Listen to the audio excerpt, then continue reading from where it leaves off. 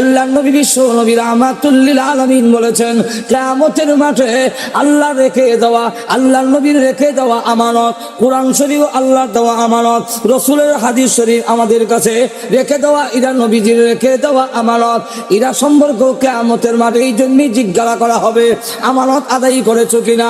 কিয়ামতের কঠিন ময়দানে আল্লাহ রাব্বুল আলামিন যখন লাইনে দাঁড় করাবেন, হেলে উম্মতে মুহাম্মদীরা, প্রথম জিজ্ঞাসা করবেন লৌহে মাহফুজকে কোরআন শরীফ কই? জিবরাইল নিয়ে গেছে। আর জিবরাইলকে জিজ্ঞাসা করা হবে, কই নিয়ে গেছো? জিবরাইল বলে রাব্বুল আলামিন কোরআন শরীফ নিয়ে আলা কালবিকা লিতাকুনা মিনাল মুনজিরিন, আলা কালবিকা আই কলবে মুহাম্মদ সাল্লাল্লাহু আলাইহি সাল্লাম, বিশ্বনবীর সিনার মধ্যে আমি আমানত রেখেছি।